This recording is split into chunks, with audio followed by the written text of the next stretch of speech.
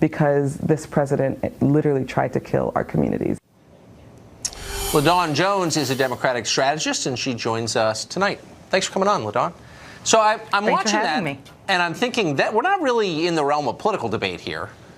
That's what extremism looks like. I mean, by definition, if you really believe someone is Hitler, you wouldn't debate his policies. You'd do what Dietrich Bonhoeffer tried to do. You tried to take him out by force. So do you think she really means that when she says he's like Hitler? She absolutely means it, and I completely agree with her. You know, Trump's policies have been ratcheting up over the time of him running his campaign until now, just recently with him pardoning the Arizona sheriff. It is becoming very concerning, and people like Black Lives Matter and the other folks who are watching and have known that he would be a problem have the right to teach and get people prepared to resist him at all costs. Now, we are still a democracy, so we're not going to try to remove him from office by force, but we are certainly not going to allow him to ruin our country, which we believe is his plan. What does that mean at all costs, though? I mean, what does that mean? It obviously doesn't mean at all costs, right? I mean, you're engaging in overstatement, I assume.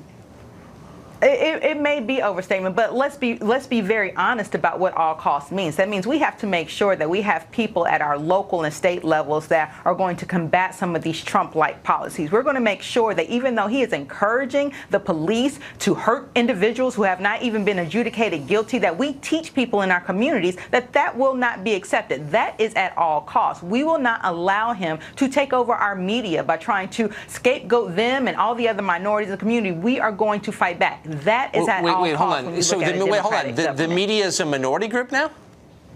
No. Let me be clear. He both scapegoats the media and he scapegoats minority groups separately. But both of those things were characteristics that Hitler used in order to have his reign during his regime. He tried to make it as though all the Jews were the reason why Germans could not succeed, just like Trump tries to say that all the minorities and the immigrants are the reason why Americans can't have jobs. Without getting into some like deep history conversation, I get it. But I wonder, bad news and fake news. Right. He says things you disagree with for sure, but did Hitler have a lot of media against him in Germany after he took power? Did he have people like you going on TV calling him names? Was there any opposition to Hitler allowed in public?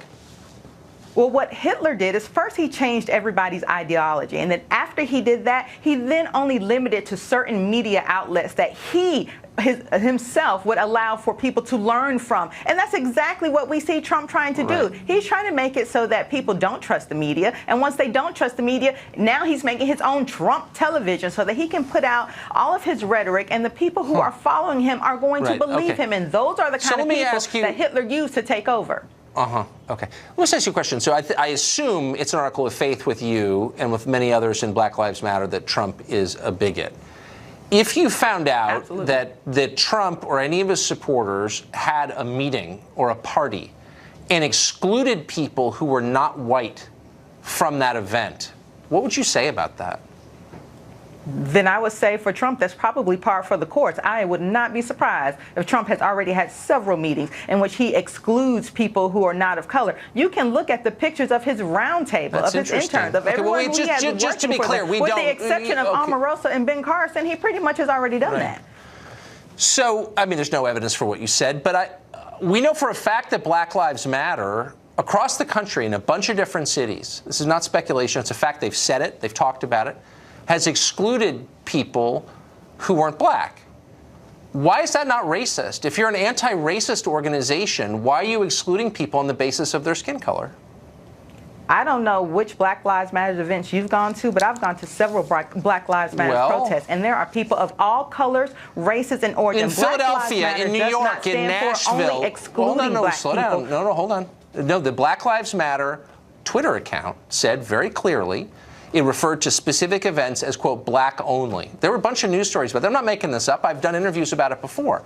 But it gets to a core question, which is how can you be against racism while committing it? It's a definition of racism to prevent people from coming to something based on how they look, based on their race. I think you would agree with that. You already did agree with that. So how can Black Lives Matter commit racism and be against it at the same time? I don't believe Black Lives Matter commits racism. I do believe that they make a platform for African Americans to be able to have discussion about things that are important to them. But let's say the most important difference between Black Lives Matter. They're not elected president of the United States. They're not, and I'm not saying they are. I'm not saying they have as much power as Trump or anything like that. I'm just saying, in New York City, there was a black-only Memorial Day party. Same thing in Philadelphia. Again, Detroit and Nashville. The leadership on your social media was asked, is it black only? Yes, it is. They said that, yes, it's black only. That seems like the textbook dictionary definition of racism. How can you be involved in a group that does that? That's my question to you. And please give me a real answer. Again, you know, I can't speak to the Memorial Day event that you're discussing, but it's not just one event; it's a bunch. I'm sure, but there are specific events from which people have been excluded based on their race. And isn't that what racism is? I'm against that. I thought you were too. Why would you be part of a group that did that?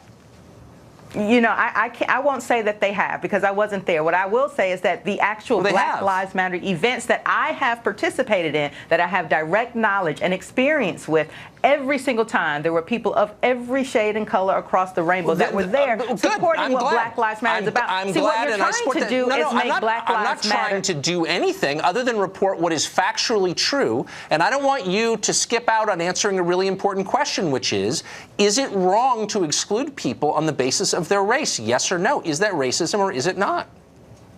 If you are excluding people based on their race with the intent of trying to subject the other races to some type of harm, danger, to subject them to systemic racism, exclude them, then yes, it's a problem. Okay. Oh, yes, it's absolutely about your intent. Okay. Why doesn't it? Right, you know, see, that's the problem. You want to compare race. Right. You just don't want to take accountability for what is clearly racist. Thanks for joining us tonight.